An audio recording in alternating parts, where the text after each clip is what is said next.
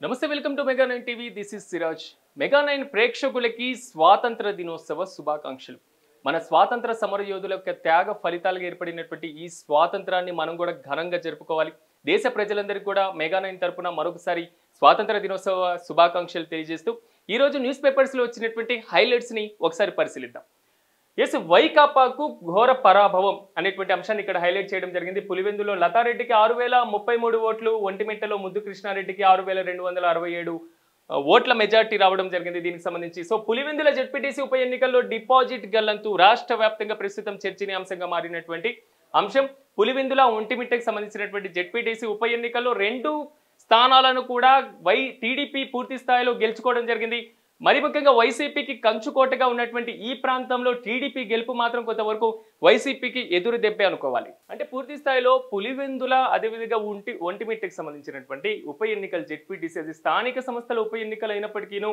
ఇటువైపు టీడీపీ కానివ్వండి అటువైపు వైసీపీ రెండు కూడా ప్రతిష్టాత్మకంగా తీసుకున్నటువంటి పరిస్థితి కనబడుతుంది ఈ నేపథ్యంలో నిన్న జరిగినటువంటి ఓట్ల లెక్కింపు కార్యక్రమం ఏదైతే ఉందో దాంట్లో మాత్రం 2 స్థానాలను కూడా తెలుగుదేశం పార్టీ గెలుచుకోవడం జరిగింది ఈ 2 స్థానాలు ఎందుకు రాష్ట్ర వ్యాప్తంగా అంత చర్చనీయాంశంగా మారినాయి అంటే ఒకటి రాష్ట్ర ముఖ్యమంత్రి సొంత నియోజకవర్గం కావడం అది దానికి సంబంధించి గతంలో ముఖ్యమంత్రిగా పనిచేసినటువంటి జగన్మోహన్ రెడ్డి సొంత నియోజకవర్గం కావడం మరి ముఖ్యంగా వైకాపాకు కంచుకోటగా ఉంది పులివెందుల ఈ నేపథ్యంలో ప్రస్తుత ముఖ్యమంత్రి చంద్రబాబు నాయుడు దీని మీద మాత్రం స్పెషల్గా ఫోకస్ పెట్టారే అనుకోవాలి ఎందుకంటే గతంలో కుప్పంలో ఏదైతే సీన్ జరిగిందో ఆ సీన్ని పునరావృతం చేయడానికి అదే సీన్ని రిపీట్ చేయడం కోసం ఈసారి వైకాపాకు పులివెందుల్లో కూడా ఆ స్థానాన్ని దక్కించుకోలేకపోయింది సొంత నియోజకవర్గంలో ప్రజల నుంచి వ్యతిరేకత మొదలైంది కాబట్టి దీన్ని మేము టీడీపీ సునాయాసకంగా గెలుచుకునేటువంటి అవకాశాలు ఉన్నాయి దాదాపు ఇక్కడ ప్రధాన శీర్షికల్లో కూడా చాలా స్పష్టంగా వివరించడం జరిగింది దీనికి సంబంధించి మొత్తం 30 సంవత్సరాల తర్వాత దీనికి ఓటు వేశాను అందరు కూడా ఓటు వేశారనేది కూడా ప్రధాన శీర్షికలో తెలియజేయడం జరిగింది అంటే పులివెందుల జెడ్పీటీసీ స్థానానికి ఒకవైపు తెలుగుదేశం పార్టీతో పాటుగా మరోవైపు వైకాపాకు సంబంధించి పూర్తి స్థాయిలో ఎంతవరకు ప్రాధాన్యత ఇచ్చారో అనేది మాత్రం ఇక్కడ చాలా స్పష్టంగా అర్థమవుతుంది మెజార్టీ కూడా మనం చూసుకుంటే 6033 6267 ఓట్లు అంటే ఇది ఎంత ఆశామాషమైనటువంటి మెజార్టీ కాదు అంత గెలుపు అనేది సునాయాసంగా వచ్చిందని మనం అనుకోవడానికి లేదు ఎందుకంటే వైకాపా అభ్యర్థులకు కూడా డిపాజిట్లు గల్లంతైనటువంటి పరిస్థితి ఇక్కడ కనబడుతుంది ఎందుకంటే గత కొంతకాలం నుంచి 2 వర్గాల మధ్య ఇక్కడ ఘర్షణ వాతావరణం నెలకొంది ప్రతి విమర్శలు నెలకొన్నాయి పూర్తి స్థాయిలో ఒకవైపు టీడీపీ మరోవైపు వైసీపీ కూడా అక్కడ పూర్తి స్థాయిలో రాష్ట్ర స్థాయి నేతలు అదేవిధంగా తెలుగుదేశం పార్టీకి సంబంధించినటువంటి మంత్రులు వీళ్ళందరూ కూడా అక్కడ మోహరించడం జరిగింది ఎలాగైనా ఈ 2 స్థానాలను కైవసం చేసుకోవాలి అనేది మాత్రం ఇక్కడ క్లియర్ కట్గా వారి దగ్గర నుంచి వినిపిస్తుంది కానీ ఇక్కడ ఈ ఎన్నికలకి ఉన్నటువంటి ప్రాధాన్యత అనేటువంటి అంశాన్ని ఒకసారి మనం పరిశీలిస్తే ఖచ్చితంగా రాష్ట్ర స్థాయి నేతలు గతంలో వైఎస్ రాజశేఖర రెడ్డి ఉన్నారు ఇప్పుడు ప్రజెంట్ చంద్రబాబు నాయుడు ఉన్నారు లేదా వైఎస్ జగన్మోహన్ రెడ్డి ఉన్నారు వీరి నియోజకవర్గాలు పులివెందులు కానివ్వండి కుప్పం కానివ్వండి ప్రస్తుతం పవన్ కళ్యాణ్కి సంబంధించినటువంటి పిఠాపురం కానివ్వండి అంటే పవన్ కళ్యాణ్ తొలిసారిగా ఎన్నికయ్యారు కాబట్టి వైఎస్ రాజశేఖర రెడ్డికి సంబంధించినటువంటి నియోజకవర్గం పులివెందుల 1978 నుంచి ఆయన ఎమ్మెల్యేగా అక్కడి నుంచే కొనసాగుతున్నారు ఎమ్మెల్యేగా గెలుపొందారు దాని తర్వాత వైఎస్ విజయమ్మ గెలిచారు ప్రస్తుతం జగన్మోహన్ రెడ్డి అక్కడ ప్రాతినిధ్యం వహిస్తున్నారు కుప్పం నియోజకవర్గాన్ని తీసుకుంటే కుప్పంలో దాదాపు చంద్రబాబు నాయుడు 1978లో మొదటిసారిగా ఎమ్మెల్యే అయ్యారు దాని తర్వాత ముందు చంద్రగిరి దాని తర్వాత కుప్పానికి మారడం జరిగింది సో అప్పటి నుంచి వారి పరంపర అదే కొనసాగుతోంది కానీ ఇక్కడ కీలకమైనటువంటి అంశం ఏంటంటే ఎవరైతే రాష్ట్ర స్థాయి నేతలు ఉన్నారో ఆ నేతలకు సంబంధించినటువంటి నియోజకవర్గాల్లో వేరే పార్టీ గెలుపు అనేది అంత ఆషామాషమైనటువంటి విషయం కాదు ఎందుకంటే కుప్పంలో ఎప్పుడూ కూడా వై నాట్ కుప్పం అనేది జగన్మోహన్ రెడ్డి ముఖ్యమంత్రిగా ఉన్నప్పుడు ఇచ్చినటువంటి slogan why not Kuppam why not 175 అనేటువంటి ఇష్యూస్ని పక్కన పెడితే కుప్పంని మనం ఎందుకు గెలవకూడదు కుప్పంను గెలిచేటువంటి అవకాశాలు ఉన్నాయి కదా వైసీపీకి కుప్పంలో ఎందుకు ప్రతిసారి కూడా టీడీపీయే గెలవాలి అప్పుడు రాష్ట్ర వ్యాప్తంగా చర్చనీయాంశంగా మారి కుప్పంలో జరిగినటువంటి ఒక స్థానిక సంస్థకు సంబంధించినటువంటి ఎన్నికల్లో వైసీపీ గెలుపొందినటువంటి పరిస్థితి కనబడుతుంది వైసీపీ ఎప్పుడైతే కుప్పంలో గెలిచిందో అప్పుడే రాష్ట్రానికి ప్రతిపక్ష నేతగా ఉన్నారు అప్పుడు చంద్రబాబు సో ప్రతిపక్ష నేత సొంత అడ్డాలో ప్రతిపక్ష నేత సొంత నియోజకవర్గంలో వైసీపీ గెలుపు మాత్రం చంద్రబాబు నాయుడుకి ఇంక రాజకీయ భవిష్యత్తే లేదు పూర్తి స్థాయిలో ఆయన కుప్పంలోనే ఓడిపోయారు ఆయన సొంత నియోజకవర్గంలోనే ఆయన కార్యకర్తలు ప్రజలు కూడా ఆయనకు వ్యతిరేకంగా ఓటు వేశారని గతంలో వైసీపీ ఇదే రకంగా ప్రచారం చేస్తున్నాయి కానీ ప్రస్తుతం అదే సీన్ రిపీట్ అవుతుంది పులివెందుల్లో వై నాట్ పులివెందుల ప్రస్తుతం తెలుగుదేశం పార్టీ గవర్నమెంట్ తీసుకోవడం జరిగింది అక్కడే రాష్ట్ర స్థాయిలో మంత్రులు మోహరించారు పూర్తి స్థాయిలో క్షేత్రస్థాయిలో కార్యకర్తలు పనిచేశారు గతంలో పులివెందుల్లో సతీష్ రెడ్డి ఉన్నారు ప్రస్తుతం బీటెక్ రవి కూడా ఎమ్మెల్యే అభ్యర్థిగా ఉన్నారు కానీ వీరు మాత్రం గెలవలేకపోయినప్పటికీను పులివెందులలో తెలుగుదేశం పార్టీ గెలిచి వైనాట్ పులివెందుల అనేటువంటి మరో స్లోగన్ ఇచ్చి పూర్తి స్థాయిలో ప్రస్తుతం జగన్ వ్యతిరేక పవనాలు సొంత నియోజకవర్గంలోనే మొదలయ్యాయి అని ప్రస్తుతం తెలుగుదేశం పార్టీకి ఒక కీలకంగా ఒక ఆయుధంగా మారింది. కానీ వైఎస్సీపీకి మాత్రం ఇది కొంచెం వరకు క్రియాశీలకంగా ఎదురు దెబ్బ అని మనం ప్రధానంగా చెప్పుకోవాలి. ఎందుకంటే ఇరు పార్టీలు మొత్తం కూడా చాలా ప్రతిష్టాత్మకంగా తీసుకున్నటువంటి ఈ ఎన్నికకు మాత్రం ఉత్కంఠకు మాత్రం నిన్నటితో తెరపడింది. కొంతవరకు 3, 4, 14 స్థానాలకు సంబంధించి ఎక్కడైతే ఉన్నాయో వాటికి సంబంధించి రీపోలింగ్ జరగడం జరిగింది. కానీ వైసీపీ కూడా ఎప్పుడైతే రీపోలింగ్కి ప్లాన్ చేసి పూర్తి స్థాయిలో ముందుకు వెళ్ళారో అప్పుడే ఓటమిని ఒప్పుకున్నట్లుగా పూర్తి స్థాయిలో ఎన్నికల్ని రద్దు చేయాలి అనేది మాత్రం వారు చెప్పినటువంటి ప్రధానమైనటువంటి డిమాండ్. నిన్న దానికి సంబంధించి కోర్టు కూడా తీర్పు ఇవ్వడం జరిగింది. ప్రస్తుతం ఈ మొత్తం పరిధి కూడా రాష్ట్ర ఎన్నికల సంఘం ఆధీనంలో ఉంటుంది కాబట్టి ఎన్నికల సంఘమే దానికి సంబంధించినటువంటి నిర్ణయం తీసుకోవాలని కూడా వారు ప్రధానంగా చెప్పడం జరిగింది. ఇక రాష్ట్రపతి యొక్క ప్రసంగం, రాష్ట్రపతి ద్రౌపది ముర్ము స్వాతంత్ర దినోత్సవాన్ని పురస్కరించుకొని ప్రసంగించడం జరిగింది. స్వయం సమృద్ధి భారత్, ఆ దిశగానే దేశం పయనిస్తుంది, ప్రధాన ఆర్థిక వ్యవస్థగా అవతరిస్తుంది. 15 ఆగస్టు ప్రసంగంలో రాష్ట్రపతి ముర్ము అనేటువంటిది ఇక్కడ ప్రధానమైనటువంటి శీర్షికగా వేయడం జరిగింది. రాష్ట్రపతి ద్రౌపది ముర్ము స్వాతంత్ర దినోత్సవాన్ని ఉద్దేశించి కూడా ప్రసంగం చేయడం జరిగింది.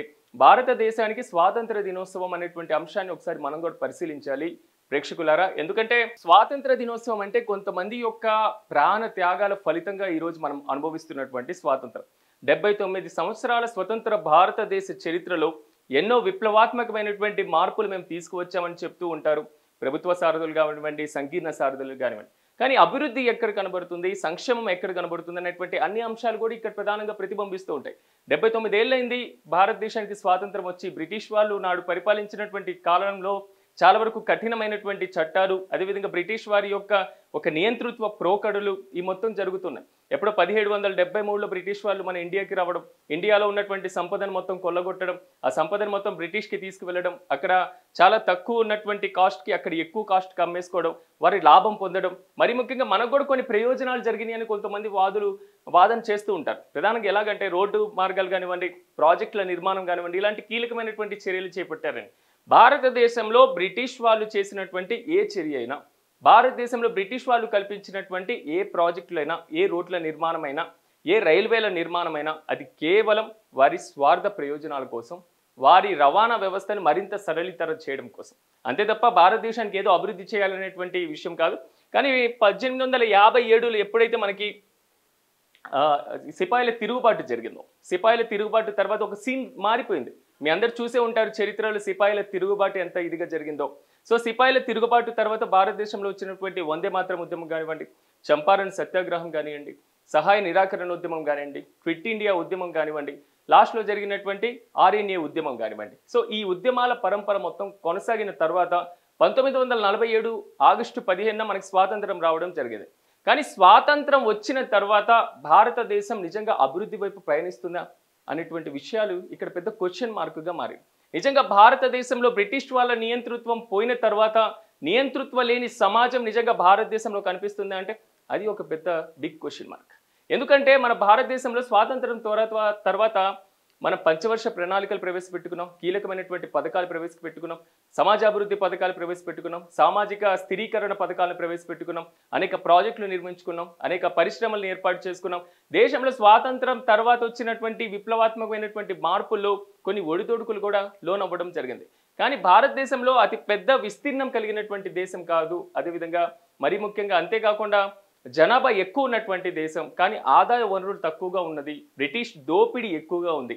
అందుకే ఒక స్వాతంత్ర సమర యోధుడు కూడా ఒక మాట చెప్తూ ఉంటారు, బ్రిటిష్ వాళ్ళు ఒక స్పాంజ్ మొత్తాన్ని తీసుకొని భారతదేశంలో గంగా నదిలో మొత్తాన్ని స్పాంజ్ని ముంచేసి ఎక్కడో బ్రిటిష్లో ఉన్నటువంటి నదిలో ఆ స్పాంజ్ నీళ్ళని పిండుకుపోయారు అనేసి. ఒక స్పాంజ్ తీసుకొని భారతదేశం గంగా నదిలో ముంచుకొని తీసుకెళ్ళి అక్కడ పిండేసుకున్నారు. అంటే అంత నిలువు దోపిడీ చేశారు, అంత భారతదేశాన్ని దోచేసుకున్నాడు. కానీ అప్పుడు అయిపోయిన పరంపర తర్వాత గాంధీజీ గారి నాయకత్వం, లేకపోతే ఇతర సుభాష్ చంద్రబోస్, వల్లభాయ్ పటేల్ వీరి నాయకత్వంలో వచ్చినటువంటి ఏదైతే ఉద్యమాలో భారతదేశానికి స్వాతంత్రం వచ్చింది. కానీ ప్రస్తుతం కూడా మహిళల మీద అత్యాచారాలు జరుగుతున్నాయి, దేశంలో దోపిడీ జరుగుతున్నాయి, దేశంలో అవినీతి జరుగుతుంది, దేశంలో నిరుద్యోగం పెరిగిపోయింది, దేశంలో మత కలహాలు ఈ మొత్తం పెరిగిపోతున్నాయి. ప్రజలందరూ కూడా వర్గాలుగా చీలిపోతున్నారు. ప్రజల మధ్య సామాజిక కుంపటి అనేది కొంతవరకు ప్రబలుతుంది. సో ఇలాంటివన్నీ కూడా క్లియర్ అయినప్పుడు మాత్రమే, మహిళల మీద అత్యాచారాలు, మహిళల మీద దాడులు జరగనప్పుడు మాత్రమే మరి ఇంకొంత మనకి స్వాతంత్రం వచ్చి పూర్తి స్థాయిలో దాని సత్ఫలితాలు మనకి అందే అవకాశం ఉందని మాత్రం మనం గుర్తుంచుకోవాలి. రాష్ట్రపతి ప్రసంగం కూడా ప్రధానంగా ఇలాగే కనిపిస్తుంది. అట్ ద సేమ్ టైం మనం ఒక్కటితే గుర్తుంచుకోవాలి, స్వాతంత్ర సమరయోధుల యొక్క చిత్రపటాల్ని గోడలకు ఎక్కించి వారికి పూలమాలలు వేసి వాళ్ళని జయంతి వర్ధంతి కార్యక్రమాలు మనం నిర్వహించి ఒక నమస్తే పెట్టేసి వదిలేస్తే అది నిజమైనటువంటి స్వాతంత్రం కాదు. మన దేశం కోసం మనం పౌరులుగా ఎలాంటి నిర్ణయాలు తీసుకోవాలి, మన దేశ సామాజికమైనటువంటి ఒక పౌరుడిగా మనం ఎలాంటి విధులు నిర్వహించాలి అనేటువంటి ఈ అంశాల మీద కూడా పూర్తి స్థాయిలో మనం అవగాహనతో వచ్చి మనం దానికి సంబంధించినటువంటి కార్యకలాపాలతో ముందుకు వెళ్ళినప్పుడు మాత్రమే భారతదేశం యొక్క స్వాతంత్రం యొక్క ఫలితాలు క్షేత్రస్థాయిలో ఉన్నటువంటి ప్రజలందరూ కూడా అందేటువంటి అవకాశం ఉంటుంది. ఇక నెక్స్ట్ చూసుకుంటే ఆపరేషన్ సింధూర్ వీరులకు సర్వోత్తమ యుద్ధ సేవ పథకాలు అనేటువంటి అంశాన్ని దాదాపు ఇక్కడ ప్రధాన శీర్షికలో వేయడం జరిగింది. దాదాపు 1090 మంది పోలీసులకి గౌరవ వందనం అనేటువంటి అంశాన్ని ఇక్కడ కీలకంగా చెప్పడం జరిగింది. అంటే ఆపరేషన్ సింధూర్ అనేది భారతదేశం రీసెంట్గా సాధించినటువంటి ఒక గొప్ప విజయంగా మనం భావించాలి. గొప్ప విజయం అనడం కన్నా గొప్ప పోరాటంగా మనం భావించాలి. ఎందుకంటే పాకిస్తాన్తో మనకు జరుగుతున్నటువంటి ఏదైతే ఉన్నాయో కొన్ని ఘర్షణాత్మకమైనటువంటి సందర్భాలు, ఆ ఘర్షణాత్మకమైనటువంటి సందర్భాల్లో ఆపరేషన్ సింధూర్ అనేది కూడా కొంచెం కీ రోల్ పోషించింది. సో ఈ కీ రోల్లో కూడా భారత సైన్యం తన శక్తి సామర్థ్యాలను ప్రదర్శించడం, ఎక్కడైతే పీఓకే ప్రాంతంలో at the same time Kashmir ప్రాంతంలో అలాగే పాకిస్తాన్లో ఉన్నటువంటి ప్రాంతంలో, అంటే పాకిస్తాన్ అంతర్భాగంలో ఉన్నటువంటి ప్రాంతంలో భారతదేశానికి సార్వభౌమత్వానికి, భారతదేశ సార్వసత్తాక దేశానికి ఏ హాని జరిగినా భారత సైన్యంతో పాటు భారత ప్రజలు కూడా ముందుంటారు అని నిరూపించినటువంటి ఆపరేషన్ సింధూర్. ఈ ఆపరేషన్ సింధూర్ తర్వాత భారతదేశం ఉగ్రవాదం మీద ఒక గట్టి చర్యలు తీసుకోబోతుంది అనుకున్నారు, కానీ అర్ధాంతరంగా ఆపరేషన్ సింధూర్ని కూడా అప్పుడు ఆపేయడం జరిగింది. కొన్ని అంతర్జాతీయ కారణాలు అన్నారు, కొంతవరకు అది ఇది అన్నారు. సో ఆ విషయాన్ని పక్కన పెడితే మనకి పాకిస్తాన్కి జరుగుతున్నటువంటి ఇష్యూ కొత్త ఏమి కాదు. గతం నుంచి ఆ సరిహద్దు ప్రాంతాల్లో పీఓకేని ఆక్యుపై చేసుకునే దగ్గర నుంచి 47లో యుద్ధం, 62లో యుద్ధం, 65లో యుద్ధం, 71లో యుద్ధం, మళ్ళీ కార్గిల్ యుద్ధం, రీసెంట్గా కొన్ని చర్యలు భారతదేశం మీద తన అక్కసును కక్కుతూనే ఉంది పాకిస్తాన్ దానికి సంబంధించి. సో వెనకాల ఉన్నటువంటి అగ్రరాజ్యాలు, అదేవిధంగా దానికి సపోర్ట్ చేసేటువంటి రాజ్యాలు కూడా కొంతవరకు ఉన్నాయనుకోండి, దాని పక్కన విషయం. ఏదేమైనప్పటికీ ఆపరేషన్ సింధూర్లో ఎవరైతే పార్టిసిపేట్ చేశారో ఆర్మీ మొత్తాన్ని కూడా భారత ప్రభుత్వం వారిని ప్రత్యేకంగా ఇలా సత్కరించడం గాను మనం కూడా కొంతవరకు హర్షించదగ్గ విషయం. ఇక మేఘ విస్ఫోటనం, మహావిషాదం, ఆకస్మిక వరదలతో జమ్మూలో 46 మంది మృతి, 2 CISFI సిబ్బందితో పాటుగా ప్రవాహంలో చిక్కుకున్న 167 మంది రక్షించిన సహాయక బృందాలు, వారిలో 38 మంది పరిస్థితి విషమం. మఛైల్ మాతా యాత్ర నిలిపివేత, మృతులకు రాష్ట్రపతి ప్రధాని సంతాపం. ప్రస్తుతం జమ్మూ కాశ్మీర్ కొండల్లో మేఘ విస్ఫోటనం ప్రస్తుతం మనకు కనిపిస్తున్నటువంటి సిచ్యువేషన్ ఇది. మేఘ విస్ఫోటనం, క్లౌడ్ బరెస్ట్ అని ప్రధానంగా మనం చెప్పుకుంటూ ఉంటాం. ఎందుకు జరుగుతుంది మేఘ విస్ఫోటనం, ఎలా జరుగుతుంది? పర్యావరణంలో జరుగుతున్నటువంటి మార్పులలో, పర్యావరణ పరంగా వస్తున్నటువంటి చర్యలలో, డే బై డే పర్యావరణ క్షీణతలో జరుగుతున్నటువంటి మార్పులలో ఈ మేఘ విస్ఫోటనం రావడం జరుగుతుంది. జమ్మూ కాశ్మీర్లో ఈ ఆకస్మిక వరదతో, ఈ ఫ్లాష్ ఫ్లడ్స్తో దాదాపు 46 మంది చనిపోవడం జరిగింది. నిజంగా స్వాతంత్ర దినోత్సవం రోజు ఇలాంటి వార్త మాత్రం కొంతవరకు కలిచి వేస్తున్నటువంటి పరిస్థితి కనబడుతుంది. ఎందుకంటే క్లౌడ్ బరెస్ట్లు చాలా వరకు కూడా కొన్ని ప్రాంతాల్లో ఎక్కువగా జరుగుతున్నాయి ఈ మధ్య కాలంలో. సో మరి ముఖ్యంగా దేశంలో ప్రకృతిపరమైనటువంటి మార్పులు శరవేగంగా సాగుతున్నాయి. సో మానవ చర్య అనుకోవాలా, లేకపోతే విపత్తుకు సంబంధించినటువంటి సూచనలు అనుకోవాలా, నిజంగా ప్రళయం వచ్చేస్తుంది, భూమి మొత్తం అంతమైపోతుంది అని కొంతమంది చెప్తూ ఉంటారు. కానీ శాస్త్రవేత్తలు దాన్ని కొట్టిపడేస్తున్నప్పటికీ డే బై డే వస్తున్నటువంటి ఏదైతే ఇలాంటి చర్యలు ఉన్నాయో క్షేత్రస్థాయిలో ఉన్నటువంటి ప్రజల్లో కూడా ఇలాంటి క్వశ్చన్ రైజ్ అవుతుంది. నిజంగా దేశంలో ఏమవుతుంది? ఒకవైపు భూకంపాలు వస్తున్నాయి, మరోవైపు ఇలాంటి మహా విస్ఫోటనాలు జరుగుతున్నాయి, వరద వస్తుంది, పూర్తి స్థాయిలో వరదల వల్ల పరివాహక ప్రాంతాలు, లోతట్టు ప్రాంతాలన్నీ కూడా ముంచెత్తుతున్నాయి. హైదరాబాద్లో వర్షాలు వస్తున్నాయి. సో కృష్ణానది పొంగుతుంది, దానికి సంబంధించి పరివాహక ప్రాంతాల్లో కీలకంగా మారుతుంది. జమ్మూ కాశ్మీర్లో ఎప్పుడు మనం గమనించినట్లయితే ఉత్తరాదిలో హిమానీ నదులు ఎక్కువగా ఉంటాయి. హిమాలయాల ప్రాంతాల నుంచి వచ్చేటువంటి గంగా నది కానివ్వండి, అటువైపు బ్రహ్మపుత్ర నది, ఇటువైపు సింధు నది దాని ఎఫెక్ట్ కొంతవరకు తక్కువగా ఉన్నప్పటికీ ఏదైతే బ్రహ్మపుత్ర నది, గంగా నది ఉన్నాయో వీటికి సంబంధించినటువంటి ఉపనదులు, ఈ ఉపనదుల ప్రభావం అయినా కానివ్వండి కొంతవరకు మహావిస్ఫోటనం, అంటే హిమాలయాలు కరగడం వల్ల వచ్చేటువంటి ఏదైతే ఉందో వరద, ఆ వరదతో పాటుగా అక్కడ కురిచేటువంటి అతివృష్టి, ఈ అతివృష్టి ప్రభావం వల్ల కూడా భారీ స్థాయిలో కూడా వర్షాలు పడేటువంటి అవకాశం ఉంది. సో దాని ప్రభావంతో అక్కడ కొండ చర్యలు విరిచిపడడం కానివ్వండి, లేకపోతే మేఘ విస్ఫోటనం జరగడం కానివ్వండి, ఇలాంటివన్నీ కూడా ఎక్కువగా జరుగుతూ ఉంటాయి. సో దానిలో భాగంగా నిన్న జరిగినటువంటి ఈ కీలకమైనటువంటి ఘటన మాత్రం కొంతవరకు చింతించదగ్గ విషయం. 46 మంది మృతి చెందడం అనేది అంత ఆషామాషి కాదు. కానీ అక్కడ కొండ పరివాహక ప్రాంతాలతో పాటుగా లోతట్టు ప్రాంతాలన్నింటినీ కూడా అక్కడ ప్రభుత్వాలు అప్రమత్తం చేయాల్సినటువంటి అవసరం ఎంతైనా ఉంటుంది.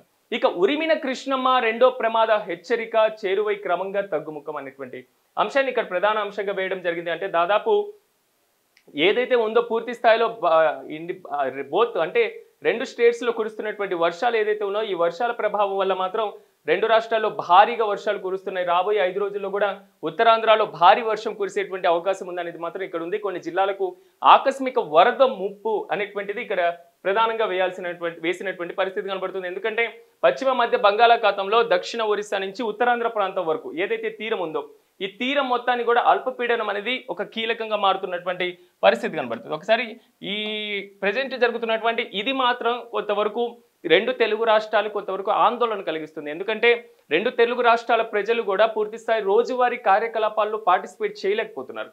రోజువారీ వారి దినచర్యల్లో వర్షం అనేది కొంతవరకు అడ్డంకిగా ఉంది. అదేంటంటే వర్షాకాలంలో వర్షం పడక ఎండలు కాస్తాయా అంటారు కొంతమంది. కానీ ఈ వర్ష ప్రభావం అనేది వారి యొక్క జీవితాల్లో కొంతవరకు కూడా అలజడి ఆందోళనకరంగా మారుతుంది. లోతట్టు ప్రాంతాల్లో మొత్తం కూడా మునిగిపోతున్నటువంటి పరిస్థితి కనబడుతుంది. ఎందుకంటే మనకు దక్షిణ ఏదైతే ప్రాంతం ఉందో ఈ ఆంధ్రాకు సంబంధించినటువంటి ప్రాంతంలో, కోస్తా ప్రాంతంలో, ఇక ఉత్తరాంధ్రాకు సంబంధించినటువంటి ప్రాంతం నుంచి దక్షిణాన నెల్లూరు ప్రాంతం వరకు పూర్తి స్థాయిలో వర్షాల ప్రభావం అనేది విపరీతంగా బంగాళాఖాతం నుంచి వచ్చేటువంటి ప్రభావం ఎక్కువగా కనబడుతూ ఉంటుంది. సో దీని ప్రభావం వల్ల ఒకవైపు కోస్తా ప్రాంతంలో ఉన్నటువంటి జిల్లాలు, మరోవైపు రాయలసీమ ప్రాంతంలో ఉన్నటువంటి జిల్లాలు, హైదరాబాద్లో ఉన్నటువంటి జిల్లాలు ఈ మొత్తం ఎక్కువగా ఎఫెక్ట్ అవుతున్నటువంటి పరిస్థితి కనబడుతుంది.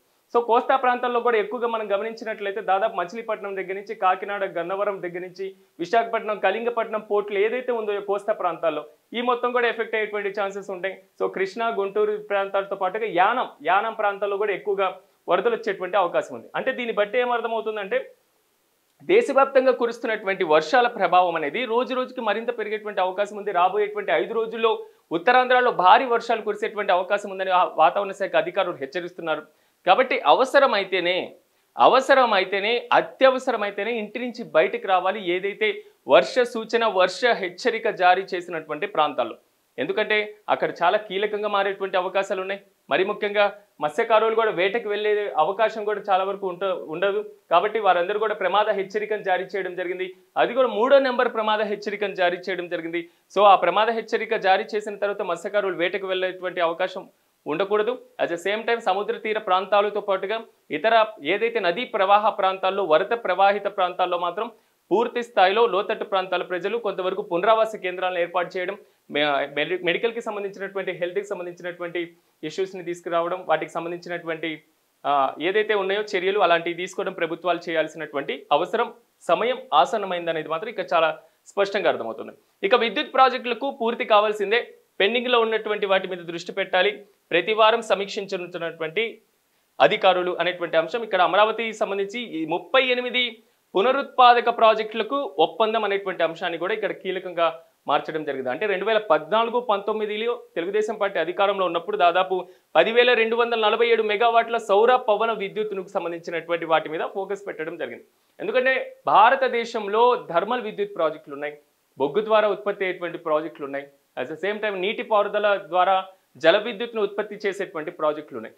కానీ ఇప్పుడు ఉన్నటువంటి ఈ ఆధునిక ప్రభుత్వాలు ప్రస్తుతం ఏదైతే 2014-2010 తర్వాత వస్తున్నటువంటి ప్రభుత్వాలన్నీ కూడా ఎక్కువగా ఫోకస్ పెడుతున్నాయి పునరుత్పాదక ప్రాజెక్టులు, రెన్యూవల్ ఎనర్జీ ప్రాజెక్ట్స్కి సంబంధించి సౌర పవన విద్యుత్ ఉత్పత్తులకు సంబంధించి కూడా వేయడం జరిగింది.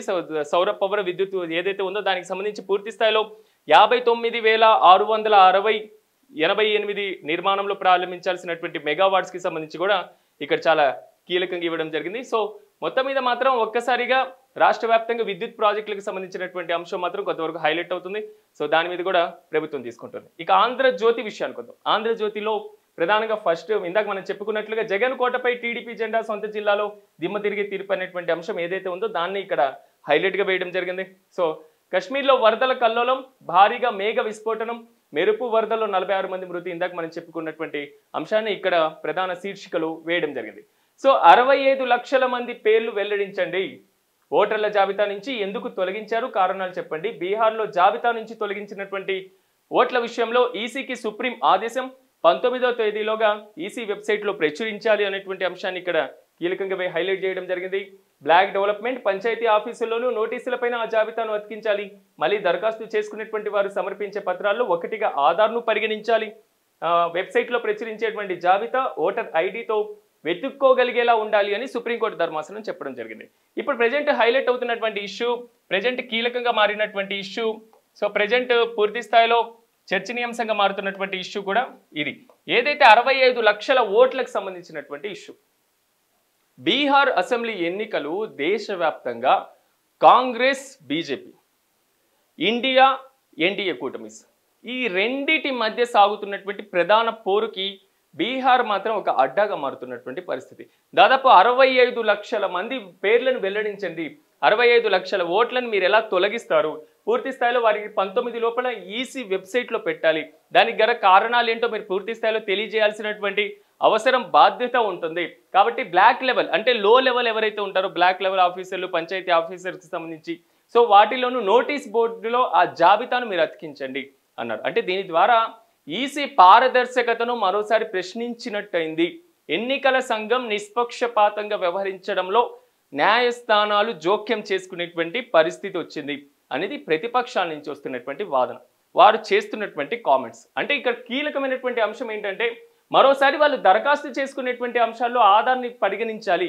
సో వాళ్ళ ఆధార్ కార్డు ఉంది కాబట్టి మళ్ళీ వాళ్ళు అప్లై చేసుకోవడానికి కీలకంగా ఉంటుంది అనేటువంటి అంశాన్ని వారు ప్రధానంగా చెప్తున్నారు. ఎందుకంటే బీహార్ అసెంబ్లీ ఎన్నికలకు వచ్చేసినప్పుడు కొంతవరకు ఎన్నికల సంఘం కూడా కీలకమైనటువంటి నిర్ణయాలు తీసుకోవడం చాలా వరకు మనం చూసాం. దాదాపు 4.5% ఓట్లను తొలగించడం జరిగింది. కొంతమంది మరణించారని చెప్పడం జరిగింది, కొంతమంది వేరే ప్రాంతానికి వలస వెళ్ళారు అని చెప్పడం జరిగింది, కొంతమందికి వచ్చేసి ఒకటి కాకుండా అంతకంటే ఎక్కువ ఓట్లు ఉన్నాయి అనేది మాత్రం ఇక్కడ ప్రధానంగా చెప్పడం జరిగింది. అంటే ఈ కారణాలతో ప్రధానంగా ఈ అంశాలతో 4.5% ఓట్లని తొలగించడం జరిగింది. అంటే ఒక రాష్ట్రంలో 4.5% అంటే ప్రతి 100 మందిలో 4 ఓట్లను పక్కన తీసేయడం జరిగింది. ఒక్క ఓటు మిస్ అయినా భారతదేశంలో భారత పౌరుడికి ఉన్నటువంటి ఒక రాజకీయ ఆయుధం ఏదైతే ఉందో ఆ రాజకీయ ఆయుధాన్ని తొలగించినట్లు అవుతుంది, ఆ రాజకీయ ఆయుధాన్ని పక్కన పెట్టేసినట్టు అవుతుంది. మరి అలాంటి సమయంలో ఎన్నికల సంఘానికి సంబంధించినటువంటి ఇష్యూ నేషనల్ లెవెల్లో పూర్తి స్థాయిలో రాహుల్ గాంధీ దాని మీద ఫైట్ చేస్తున్నారు. ఇండియాకి సంబంధించినటువంటి ఏదైతే పార్టీలు ఉన్నాయో వారి భాగస్వామ్యంలో ఆ పార్టీలతో పాటు వేరే పార్టీలన్నింటినీ కూడా భాగస్వామ్యం చేసుకొని పూర్తి స్థాయిలో కూడా ఫైట్ చేసేటువంటి పరిస్థితి కనబడుతుంది. ఈ నేపథ్యంలోనే ఈ ఓట్ల చౌర్యం పైన బీహార్ నుంచి రాహుల్ కూడా సమరాన్ని ప్రారంభించి పూర్తి స్థాయిలో ఓటర్ అధికారిక యాత్ర అనేటువంటి కార్యక్రమాన్ని కూడా చేపడుతున్నటువంటి పరిస్థితి కనబడుతుంది. సో సెప్టెంబర్ 1న గాంధీ మైదానంలో కూడా దీనికి సంబంధించి ముగింపు చేసేటువంటి అవకాశం ఉంది. సో అక్టోబర్ లేదా నవంబర్లో, ఈ నవంబర్ లోపు ప్రాసెస్ని బీహార్ ఎలక్షన్ కమిషన్కి సంబంధించి బీహార్లో ఎలక్షన్స్కి సంబంధించి కూడా ఎన్నికల కమిషన్ పూర్తి చేసేటువంటి అవకాశం ఉంటుంది. ఈ నేపథ్యంలో ఇరు పార్టీలు కూడా అటువైపు బీజేపీ కానివ్వండి ఇటువైపు కాంగ్రెస్ పార్టీ ప్రతిష్టాత్మకంగా తీసుకున్నాయి. ఎందుకంటే బీహార్లో నితీష్ కుమార్ ప్రెసిడెంట్ ముఖ్యమంత్రిగా ఉన్నారు, ఆయన ఎన్డీఏలో ప్రధాన భాగస్వామిగా ఉన్నారు. కేంద్రంలో ఎన్డీఏ ప్రభుత్వం ఏర్పాటు చేయడంలో నితీష్ కుమార్, చంద్రబాబు నాయుడు ఇద్దరు కూడా కీలకమైనటువంటి పార్ట్నర్స్గా ఉన్నారు. సో వీరిద్దరి ద్వారానే ప్రస్తుతం ఎన్డీఏ సంకీర్ణ కూటమి ముందుకు సాగుతుంది. కాబట్టి ఆ సంకీర్ణ కూటమిలో భాగస్వామి సభ్యుడైన అత్యంత కీలకమైన బీహార్ రాష్ట్రానికి ముఖ్యమంత్రిగా ఉన్నటువంటి నితీష్ కుమార్ మీద ఇలాంటి ఫైట్ చేయడం, నితీష్ కుమార్ అనడం కన్నా ఎలక్షన్ కమిషన్ మీద ఫైట్ చేయడం మాత్రం కొంతవరకు చర్చనీయాంశంగా మారింది. సో దీని మీద ఫైనల్గా ఎలా రిజల్ట్ ఉండబోతుంది అనేది మాత్రం కీ రోల్గా ఉండబోతుంది. ఎందుకంటే ఇది ఆషామాషమైనటువంటి విషయం కాదు, కేవలం 1-2 ఓట్లు కాదు, కొంతమంది ఓట్లు కాదు, దాదాపు 65 లక్షల మంది ఓట్లను మీరు ఎలా తొలగిస్తారు, వారికి సంబంధించినటువంటి లిస్టు మొత్తాన్ని మీరు పెట్టాలి, పూర్తి స్థాయిలో పారదర్శకతను కల్పించాలి. ఒక రాజ్యాంగబద్ధమైనటువంటి సంస్థ ఎన్నికల సంఘం. సో ఎన్నికల సంఘం రాజ్యాంగబద్ధత ఉంది కాబట్టి రాజ్యాంగబద్ధంగానే పనిచేయాల్సి ఉంటుంది. సో దీంట్లో పారదర్శకత, నిష్పక్షపాతం, ఫ్రీ అండ్ ఫెయిర్ ఎలక్షన్స్ అంటూ ఉంటారు. అంటే మీరు స్వేచ్ఛగా ఓటు వేయడానికి ప్రతి స్థాయిలో పారదర్శకంగా వ్యవహరించాల్సినటువంటి బాధ్యత ఎలక్షన్ కమిషన్ మీద ఉంటుంది. భారత ప్రజాస్వామ్య దేశంలో ప్రధానంగా రెండే కనిపిస్తుంటాయి మనకి. 1 రాజకీయ పార్టీలు, 2 ఎన్నికలు. రాజకీయ పార్టీలు ప్రజాస్వామ్యబద్ధంగా ఉన్నా కొంతవరకు క్షేత్రస్థాయిలో ప్రజలు తమ వర్గాలను ఏర్పాటు చేసుకొని తమ కూటమిలను ఏర్పాటు చేసుకొని తమ మనుగడ సాగించేటువంటి అవకాశం ఉంటుంది. కానీ ఎన్నికలు అనేది మాత్రం భారత రాజ్యాంగబద్ధంగా మనం కల్పించాల్సి ఉంటుంది. అది 1, 2 కాదు, దాదాపు ఆర్టికల్ నెంబర్ 326. ఈ 326 ప్రకారం భారతదేశంలో ఉన్నటువంటి ప్రతి పౌరుడికి కుల, మత, వర్గ, ప్రాంత, వర్ణ వివక్షతలు లేకుండా అందరికీ ఓటు హక్కు కల్పించాల్సినటువంటి బాధ్యత ఉంటుంది. కులాలు, మతాలు, ప్రాంతాలు, వర్గాలు, వర్ణాలు ఇలాంటివి ఏ విచక్షణ కూడా ఎక్కడ చూపించబడాల్సినటువంటి అవసరం, ఆవశ్యకత ఎక్కడ ఉండకూడదు. మరి అలాంటిది పూర్తి స్థాయిలో 1, 2 కాకుండా 65 లక్షలు, అది 1, 2 కాకుండా 4.5% ఓట్లని మీరు తొలగించారు అంటే దాంట్లో ఏదో చెప్పండి. నిజంగా ఎందుకు ఓట్లను తొలగించడానికి ఉన్నటువంటి కారణాలు చెప్పండి. అసలు తొలగించబడినటువంటి ఓట్ల లిస్టుని తీయండి. క్షేత్రస్థాయిలో వాటికి సంబంధించి పంచాయతీ ఆఫీసులో లేదా బ్లాక్ లెవెల్ ఆఫీసులో వాటిని గోడల మీద అంటించండి. వాళ్ళు మళ్ళీ దరఖాస్తు చేసుకోవాలంటే వాడి ఆధార్ కార్డుని ప్రామాణికంగా తీసుకోండి. ఆధార్ కార్డు ఉన్నటువంటి వారికే కదా అక్కడ లోకల్లో వాళ్ళు ఉండేది. కొంతవరకు కూడా ఎలక్షన్ కమిషన్ వచ్చినప్పుడు ఇంటికి మొదటిసారిగా వచ్చేస్తారు. వచ్చేసి డోర్ కొట్టేసి ఎవరున్నారు, సమ్ ఎక్స్పర్సన్ ఉన్నారా, లేరు, బయటికి వెళ్ళారు, మళ్ళీ వెళ్ళిపోతారు. ఆ ఆఫీసర్స్ ఎవరైతే ఉన్నారో మళ్ళీ రెండోసారి వస్తారు, మళ్ళీ ఉన్నారా, లేదు, బయటికి వెళ్ళిపోతారు. మళ్ళీ మూడోసారి కూడా చెక్ చేస్తూ ఉంటారు. సో చెక్ చేసిన తర్వాత మళ్ళీ లేకపోతే ఆ సమ్ ఎక్స్పర్సన్ ఆ ప్రాంతంలో నివసించడం లేదు అని అతని ఓటుని రౌండప్ చేసేసి తీసేయడం జరుగుతుంది. మరి క్షేత్రస్థాయిలో 3 సార్లు 2 సార్లు వెళ్ళి పూర్తి స్థాయిలో పరిశీలించారా అనేది ఒక పెద్ద క్వశ్చన్ మార్క్. అక్కడ ప్రతిపక్షాలు ఇంత ఆందోళన చేయాల్సినటువంటి అవసరం ఏమొచ్చింది అనేది ఒక క్వశ్చన్ మార్క్. పూర్తి స్థాయిలో ఈ బీహార్ ఎలక్షన్స్కి సంబంధించి మాత్రం కొంతవరకు హైలైట్ అవుతుంది. మొత్తం మీద మాత్రం ప్రస్తుతం మనం ఆంధ్రజ్యోతి పేపర్ని అనాలిసిస్ చేస్తున్నాం. ఈ నేపథ్యంలో నేటి నుంచి ఉచిత ప్రయాణం, బెజవాడలో స్త్రీ శక్తి పథకాన్ని ప్రారంభించనున్న సీఎం చంద్రబాబు, బస్సుల్లో ఆధార్, రేషన్, ఓటర్ కార్డుల్లో ఏదో ఒకటి చూపిస్తే జీరో ఫేర్ టికెట్, 2.62 కోట్ల మంది మహిళలకు ప్రతి నెల 3,000 వరకు ఆదా, తల్లికి వందనం, దీపం 2 తర్వాత మహిళలకు 3వ పథకం అమలు అనేటువంటి అంశంలో ఇక్కడ కీలకమైనటువంటి హైలైట్ చేయడం జరిగింది ఆంధ్రజ్యోతి పేపర్లో. ఈ రోజు నుంచి రాష్ట్ర ప్రభుత్వం కీలకంగా స్త్రీ శక్తి పథకాన్ని ప్రారంభిస్తున్నటువంటి పరిస్థితి కనబడుతుంది. ఆంధ్రప్రదేశ్ వ్యాప్తంగా మహిళలకి ఉచిత బస్సు, అంటే మహిళలు ఎప్పుడెప్పుడా అని ఎదురు చూస్తున్నటువంటి పథకం, అత్యంత కీలకమైనటువంటి పథకం. రాష్ట్ర ఆదాయం లేకపోతే రాష్ట్రం పెట్టేటువంటి ఆర్టీసీ ఖర్చుల్లో కొంతవరకు భారీగా మార్పులు జరిగేటువంటి పథకం. కొంతవరకు రాష్ట్ర ప్రభుత్వం ఆర్థికంగా కొంతవరకు తక్కువ పరిస్థితి ఉన్నా అత్యంత కీలకంగా మారుతున్నటువంటి పథకం కాబట్టి రాష్ట్ర ప్రభుత్వం కూడా దీన్ని ఇంప్లిమెంట్ చేస్తుంది. దాదాపు 1 ఇయర్ కూడా పూర్తయిన తర్వాత కూడా మీరు చేసినటువంటి హామీలు ఎప్పుడు నెరవేరుస్తారు, ఎన్నికల సమయంలో మీరు ఇచ్చినటువంటి హామీలు ఎప్పుడు అమలు చేస్తారని ప్రతిపక్షాల నుంచి గగ్గోలు పెడుతున్నాయి. వాటికి సంబంధించి పూర్తి స్థాయిలో కూడా ప్రతిపక్షాలన్నీ కూడా పూర్తి స్థాయిలో ప్రభుత్వం మీద విమర్శలు చేస్తున్నటువంటి పరిస్థితి కనబడుతుంది. ఈ నేపథ్యంలో ఈ రోజు నుంచి ఆగస్టు 15 నుంచి మహిళలకు ఆర్టీసీ బస్సులో ఉచిత ప్రయాణాన్ని కల్పిస్తామనేది కూడా ముఖ్యమంత్రి స్టేట్మెంట్ ఇవ్వడం జరిగింది. ఈ రోజు దానిలో భాగంగా బెజవాడ అంటే విజయవాడలో దీన్ని ప్రారంభించబోతున్నారు రాష్ట్ర ముఖ్యమంత్రి. సో ఇక పైన ఆంధ్రప్రదేశ్ మహిళలకు ఒక శుభవార్త అని చెప్పుకోవాలి. ఆంధ్రప్రదేశ్లో ఉన్నటువంటి మహిళలకి స్త్రీ శక్తి పథకం మాత్రం ఒక చాలా పెద్ద కానుకగా రాష్ట్ర ప్రభుత్వం ఇవ్వబోతుందని చెప్పుకోవాలి. తెలంగాణలో ఆ పథకం ఇంప్లిమెంట్ అవుతుంది. కర్ణాటకలో, తమిళనాడులో కొన్ని ప్రాంతాల్లో కూడా పింక్ బస్సులని ఇలాంటి పథకాన్ని అమలు చేస్తున్నటువంటి పరిస్థితి కనబడుతుంది. రాష్ట్ర ప్రభుత్వాల మీద భారీగా గండిపడుతున్న, రాష్ట్ర ప్రభుత్వాల ఆదాయానికి సంబంధించి కొంతవరకు నష్టం వాటిల్లుతున్న వాటన్నిటినీ కూడా వారు సరిచేసుకొని పూర్తి స్థాయిలో ఎన్నికల్లో ఇచ్చినటువంటి హామీలు నెరవేర్చేటువంటి బాధ్యత ప్రభుత్వానిది కాబట్టి ఎక్కడైతే దీనికి సంబంధించినటువంటి హామీ ఇవ్వడం జరిగిందో వాటిని ఇంప్లిమెంట్ చేస్తామనేది కూడా ముఖ్యమంత్రి చాలా స్పష్టంగా చెప్పారు. ఇక పైన ఆంధ్రప్రదేశ్లో ఆర్టీసీ బస్సులు ఎక్కబోతున్నటువంటి మహిళలు మీ అందరికి కూడా ఒకటే, ఆధార్ కార్డు కానివ్వండి, రేషన్ కార్డు కానివ్వండి, ఓటర్ ఐడి కానివ్వండి, ఇవి ఏవి ఉంటే మీ ఐడి కార్డ్స్ అవి తీసుకొని మీరు ఎంచక్క ఆంధ్రప్రదేశ్ మొత్తం కూడా ఉచితంగా ప్రయాణాలు చేయవచ్చు. రాష్ట్ర ప్రభుత్వం మాత్రం మీకు ఒక శుభవార్త చెప్పిందని చాలా స్పష్టంగా ఇక్కడ క్లియర్ అవుతుంది. దాదాపు ఈ పథకం ద్వారా 2.62 కోట్ల మంది మహిళలకు ప్రతి నెల 3,000 వరకు ఆదా అవుతుంది అనేది మాత్రం రాష్ట్ర ప్రభుత్వం అంచనా వేయడం జరిగింది. సో మహిళలకు సంబంధించి ఇప్పటికే తల్లికి వందనాన్ని రాష్ట్ర ప్రభుత్వం ప్రారంభించడం జరిగింది. దీపం 2 పథకాన్ని కూడా ప్రారంభించడం జరిగింది సిలిండర్స్కి సంబంధించి. సో ఇప్పుడు మహిళల కోటాలో 3వ పథకం ఆంధ్రప్రదేశ్లో ఇంప్లిమెంట్ ఈ రోజు అవ్వబోతుంది. సో ముఖ్యమంత్రి కూడా దీనికి సంబంధించి విజయవాడలో ఈరోజు ప్రారంభించబోతున్నారు.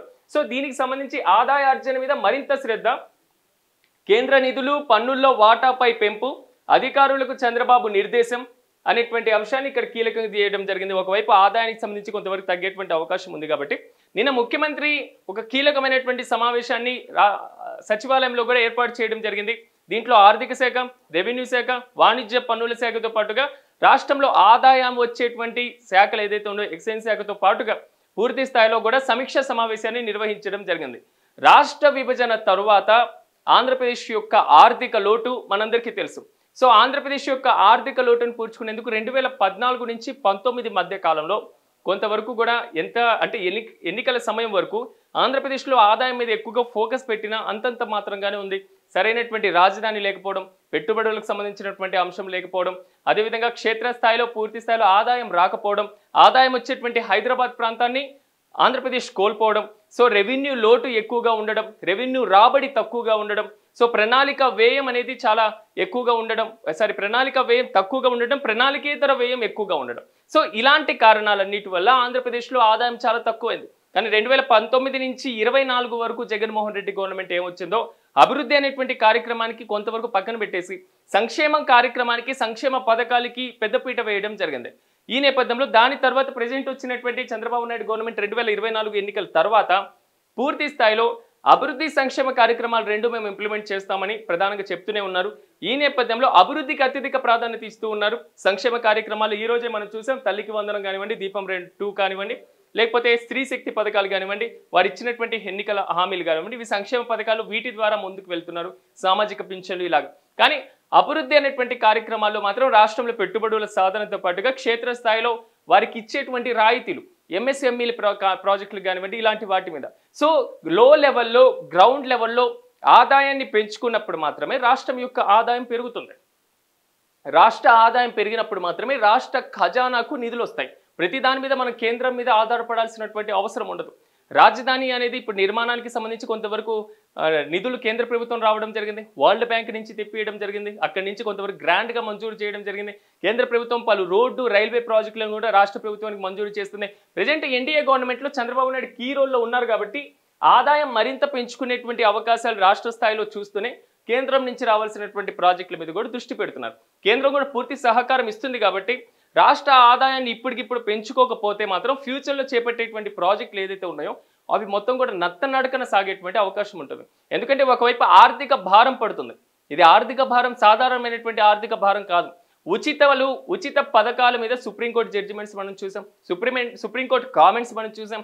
దేశంలో ఉన్నటువంటి విశ్లేషకులు చెప్తున్నటువంటి మాటలు మనం చూస్తున్నాం. కాబట్టి ఇలాంటి ఉచిత పథకాలు ఇచ్చినప్పుడు రాష్ట్ర ప్రభుత్వానికి వచ్చేటువంటి నష్టాన్ని, రాష్ట్ర ప్రభుత్వ ఆదాయానికి వచ్చేటువంటి గండిని పూడ్చుకోవడానికి ఇలాంటి ఆదాయ మార్గాలు, ఆదాయార్జన మార్గాల మీద రాష్ట్ర ప్రభుత్వాలు దృష్టి పెట్టాలి. అప్పుడు మాత్రమే ఆ రాష్ట్రంలో ఆర్థిక చక్రం ఏదైతే ఉందో అది సాఫీగా, ఎలాంటి ఒడిదుడుకులు లేకుండా ముందుకు వెళ్ళడానికి అవకాశం ఉంటుంది. ఇక దీంతో పాటుగా ప్రతి నీటి బొట్టును సంరక్షించాలి. నీటి వనరులతో భూగర్భ జలాలు పెరుగుతాయి. జల సంరక్షణలో సాగునీటి సంఘాలకు భాగస్వామ్యం, జల నిర్వహణపై జిల్లాల వారీగా రేటింగ్ ఇస్తాం. ఇది ముఖ్యమంత్రి చెప్పినటువంటి మరో మాట. అంటే దీనికి సంబంధించి ఏంటంటే 2014-19 ప్రాంతాల్లో కూడా ఇంకుడు గుంతలు అనేటువంటి కార్యక్రమాన్ని కూడా చాలా వరకు కూడా చేయడం జరిగింది. అంటే ఇంకుడు గుంతల్లో కూడా పూర్తి స్థాయిలో దీనికి మొదటి ప్రాధాన్యత ఇస్తూ దానికి సంబంధించినటువంటి అంశాన్ని ఇక్కడ కీ రోల్ చేయడం జరిగింది. ఇందులో భాగంగానే దీనికి సంబంధించి ఇందాక మనం ఆపరేషన్ సింధూర్ ఏదైతే రాష్ట్రపతి ప్రసంగం చెప్పారో అది మొత్తం మనం డిస్కషన్ చేసాం. సో కాశ్మీర్లో వరదలు అనేటువంటి అంశాన్ని మనం ఇందాక కూడా అదే అంశాన్ని మనం హైలైట్ చేసుకున్నాం. సో 4 రోజుల్లో భారత్ అహాన్ని అణచివేస్తామని పాకిస్తాన్ చేసినటువంటి కామెంట్స్ మాత్రం ఇక్కడ కీ రోల్గా మారుతున్నాయి. ఎందుకంటే అది యాక్చువల్గా అయితే ఇది న్యూస్ పేపర్లో ఒక చిన్న ఆర్టికల్, వారు చేసినటువంటి కామెంట్స్ కూడా చిన్న ఆర్టికల్. ఆ అంశాన్ని మనం డిస్కషన్ చేయాలి అంటే, ఆ అంశాన్ని మనం తీసుకోవాలి అంటే అంత చిన్న అంశాల మీద, చిన్న చిన్న ప్రకటనల మీద, మరీ ముఖ్యంగా మన దాయాది దేశాలు, మన పక్కనే ఉన్నటువంటి శత్రు దేశాలు, మన మీద నిరంతరం అహాన్ని ప్రదర్శించేటువంటి దేశాలు, మన మీద ఎప్పుడు ఈర్ష్యతో రగిలిపోయేటువంటి దేశాలు, మన మీద ఎప్పుడు కూడా ఒక రకంగా ఏడ్చేటువంటి స్వభావంతో ఉండేటువంటి దేశాలు, మన అభివృద్ధిని చూసి ఓర్వలేనటువంటి దేశాలు, మన ప్రగతిని చూసి వారు కూడా కన్నీరు పెట్టుకుంటున్నటువంటి దేశాలు, మన దేశంలో ఉగ్రవాదాన్ని నింపి ఉగ్రవాదం ద్వారా మన దేశాన్ని నాశనం చేయాలని చూస్తున్నటువంటి దేశాల కామెంట్స్ గురించి మనం ఆలోచించకూడదు, మనం దానికి సంబంధించి చేయకూడదు. 7 రోజుల్లో మన అహాన్ని వాళ్ళు తుంచేస్తారా, భారతదేశ సార్వభౌమత్వాన్ని వారు తగ్గిస్తారా అనేటువంటి విషయం పక్కన పెట్టేస్తే, మీ దేశాల్లో జరుగుతున్నటువంటి అభివృద్ధి కార్యక్రమాలేంటి, మీ దేశ ప్రజలు ముందు ఏం ఆలోచిస్తున్నారో ఆ విషయాన్ని ఒకసారి మీరు చూడాలి. ఇది చిన్న చిన్న ఇష్యూస్ కాదు, చిన్న చిన్న పిల్లల ఆట బొమ్మల ఇష్యూ కాదు, దేశాల సమగ్రతకు సంబంధించినటువంటి ఇష్యూ, దేశాల సార్వసత్తాక వ్యవస్థకు సంబంధించినటువంటి ఇష్యూ. భారతదేశ ఆహాన్ని, భారతదేశం యొక్క వ్యవస్థల్ని ఏ దేశం కూడా కట్టడి చేసేటువంటి అవకాశం లేదు. ఏ దేశమో వచ్చి మన దేశం మీద నియంతృత్వం చేయాల్సినటువంటి అవసరం లేదు. ఎందుకు ఇంత పెద్ద ఇష్యూస్గా మాట్లాడాల్సి వస్తుంది అంటే, దీనికి సంబంధించి పహల్గామ్ ఉగ్రదాడికి బదులుగా పాకిస్తాన్ ఉగ్రవాదులే లక్ష్యంగా మే 7న భారత్ చేపట్టింది ఏదైతే ఆపరేషన్ సింధూర్ ఉందో, ఈ కార్యక్రమం మీద షెహబాజ్ షరీఫ్ ప్రధానమంత్రి సంచలన వ్యాఖ్యలు చేశారట. భారతదేశ అహంకారాన్ని, భారతదేశ ఆహాన్ని 4 రోజుల్లో అణిచివేస్తామని చెప్పారట. సో భారత్ పాకిస్తాన్ మధ్య సైనిక చర్యకు లభించిన గొప్ప విజయం అంట. సో అమెరికా అధ్యక్షుడు ట్రంప్కు ధన్యవాదాలు తెలిపారట. ఎవరండి, ఏం మాట్లాడతారు? ఒక దేశ ప్రధానమంత్రిగా ఉన్నటువంటి వ్యక్తి, భారతదేశ పక్కనే దాయాది దేశంగా ఉన్నటువంటి వ్యక్తి నిన్న స్వాతంత్ర దినోత్సవ వేడుకలు జరుపుకున్నారు. ఈరోజు మన దేశం స్వాతంత్ర దినోత్సవ వేడుకలు జరుపుకుంటుంది. ఇరు దేశాలు పక్కపక్కన ఒకేసారి స్వాతంత్రాన్ని పొందినాయి. ఇరు దేశాలు బ్రిటిష్ పాలిత రాష్ట్రాలుగా, దేశాలుగా, ప్రాంతాలుగా ఉండి అలాగే హీనించబడ్డాయి. ఇలాంటి టైంలో వీరు అభివృద్ధి బాటలతో ముందుకు వెళ్ళాలి కానీ ప్రాంతాల మధ్య తగులాటలు పెట్టేసి, ఎక్కడో ఉన్నటువంటి అగ్రరాజ్యం అమెరికా ఇద్దరి మధ్య ఒక చిచ్చు పెట్టేసి అక్కడ చప్పట్లు కొడుతూ హాయిగా ఆడుకుంటూ ఉంటుంటే, నవ్వుకుంటూ ఉంటుంటే, హర్షిస్తూ ఉంటుంటే, ఇక్కడ కొట్టుకోవడానికి సిద్ధంగా ఉండి దాని ప్రాబల్యం చూసేసి మన మీద రెంకెలు వేయడం అనేది ఆ దేశం యొక్క మూర్ఖత్వం అనుకోవాలా? ఆ దేశాన్ని పరిపాలిస్తున్నటువంటి అపరిపక్వత ఉన్నటువంటి వ్యక్తుల నాలెడ్జ్ అనుకోవాలా? మనకైతే తెలియదు. ఒకసారి మీరు కూడా ఈ అంశానికి సంబంధించి కామెంట్ రూపంలో తెలియజేయాలని కూడా నేను కూడా కోరుకుంటున్నాను. ఇక సాక్షి విషయానికి వద్దాం. ఇక సాక్షిలో ప్రధానంగా ఈరోజు వేసినటువంటి హైలైట్ చేసినటువంటి అంశాలను ఒకసారి మనం పరిశీలిద్దాం. రిగ్గింగ్ ఎన్నికల్లో సిగ్గుపడే గెలుపు, ఇందాక మనం చెప్పుకున్నటువంటి వర్షన్ ఏదైతే ఉందో దానికి సంబంధించి వైసీపీ వర్షన్ ఇక్కడ ప్రధానంగా హైలైట్ చేయడం జరిగింది. ప్రతిపక్షాలకు చెందినటువంటి ఏజెంట్లు లేకుండా జరిగిన ఈ ఎన్నికలు రిగ్గింగ్కు పాల్పడితే అనైతికంగా పోలీసుల సహాయంతో గెలిచిన టీడీపీ సంబరాలు చేసుకోవడం ఏమిటి? సాధారణ ఎన్నికల్లో అక్రమంగాలు జరగకుండా స్వేచ్ఛగా ఓటేసేందుకు పోలీసు వ్యవస్థను వినియోగిస్తారు. తొలిసారిగా ప్రజలు ఓటు వేయకుండా ఉండేందుకు పోలీసులు వాడినటువంటి దుర్మార్గమైనటువంటి చరిత్ర బాబుది అనేటువంటి అంశాలు ఏదైతే నిన్న జరిగినటువంటి పులివెందుల, ఒంటిమిట్ట ఉప ఎన్నికలు ఉన్నాయో ఆ అంశానికి సంబంధించి వైసీపీ తన వర్షన్ని ఇక్కడ ప్రధానంగా హైలైట్ చేయడం జరిగింది. తీవ్ర పరిణామాలు తప్పవు, కవ్వింపు చర్యలకు పాల్పడితే తీవ్ర పరిణామాలు ఎదుర్కోక తప్పదు, పాకిస్తాన్ను భారత్ హెచ్చరిక. ఎప్పుడు కూడా సరిహద్దు దేశాల్లో శాంతి ఉండాలి. సరిహద్దు దేశాల్లో భారత ఆర్మీతో పాటుగా వారి ఆర్మీ కూడా శాంతి సౌభాగ్యాలతో ముందుకు వెళ్లాల్సినటువంటి అవసరం ఉంటుంది. కానీ కవ్వింపు చర్యలతో ఇలాగ చేస్తూ ఉంటే మాత్రం ఇద్దరికీ మంచిది కాదు అనేది మాత్రం ప్రధానంగా ఇక్కడ హైలైట్ చేసినటువంటి ఇష్యూ. సో దీంతో పాటుగా మరిన్ని టారిఫ్లు, ట్రంప్ పుతిన్ చర్చలు విఫలమైతే భారత్పై అదనపు టారిఫ్లు విధించే అవకాశం ఉందని అమెరికా చెప్పడం జరిగింది.